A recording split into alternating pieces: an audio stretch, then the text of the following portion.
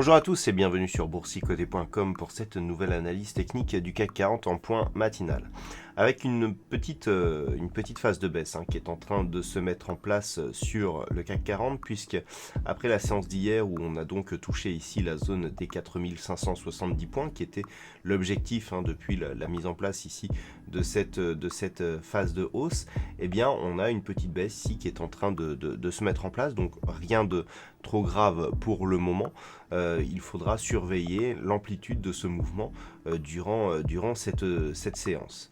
Du point de vue des indicateurs techniques, nous avons une configuration donc, qui s'est assez neutralisée sur les histogrammes ici du MACD, qui évolue d'une manière légèrement baissière ici, mais très proche de la zone neutre. Et du point de vue du RSI, on est ici sur une dynamique qui s'est là aussi neutralisée par rapport à ce que nous avions auparavant, avec notamment le mouvement haussier qui partait ici de cette zone de survente.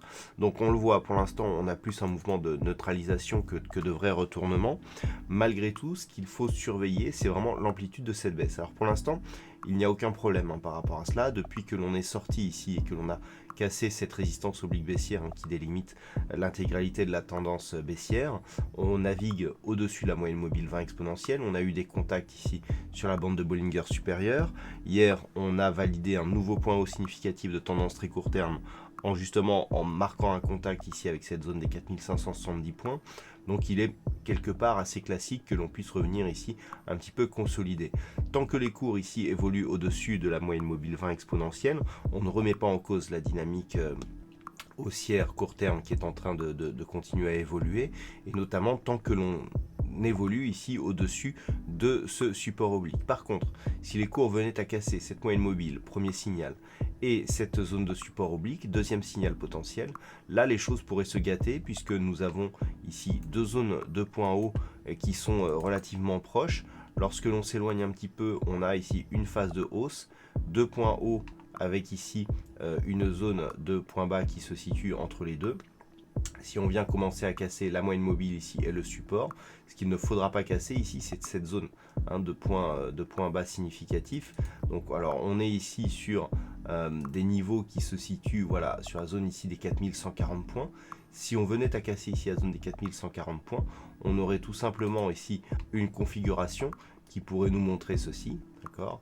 Ici deux points hauts, si on casse ici cette zone, eh bien on aura un double top qui pourrait donc mécaniquement nous donner un objectif de retour ici sur cette zone de point bas. Donc il faut faire attention. Si on entame ici ce mouvement juste après avoir attaqué ici le point haut significatif hier, le risque c'est, au-delà des cassures que nous avons ici, eh bien d'avoir une rupture de cette zone ici des 4140 points.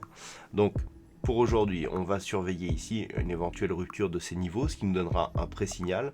Si les cours se stabilisent et repartent à la hausse, comme je vous l'ai dit hier soir, ce qu'il faudrait valider, c'est la poursuite de ce mouvement par une cassure nette cette fois-ci et à la hausse de cette zone des 4570 points pour aller marquer de nouveaux points hauts significatifs et donc valider la pérennité de ce mouvement haussier. Voilà donc ce que l'on peut dire sur le CAC 40 d'un point de vue de son analyse matinale. D'un point de vue macroéconomique, il n'y aura pas de statistiques majeures dans la matinée. Par contre, cet après-midi, ça risque de bouger un petit peu. Alors, on attend des débuts de résultats donc sur la bourse américaine avec donc des impacts possibles sur le S&P. Et puis, à 14h30, nous aurons les ventes au détail principales qui seront dévoilées. Donc, les ventes au détail qui commenceront donc à prendre la phase de confinement puisque ça sera les chiffres de mars.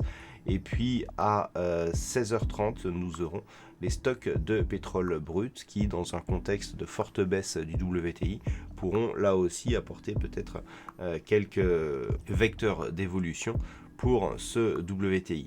Au niveau du Canada, nous aurons à 16h le rapport de la Banque monétaire du Canada, donc la Banque centrale du Canada, suivi à 17h15 d'une conférence de presse de cette même Banque centrale du Canada. Voilà, donc pour ceux qui tradent le dollar canadien, il y aura là aussi un risque de volatilité aux alentours entre 16h30 et 17h15. Voilà donc pour ce point matinal. Passez une bonne séance, restez chez vous, prenez soin de vous. On se retrouve dès ce soir pour toutes les autres analyses techniques du site boursicoté.com.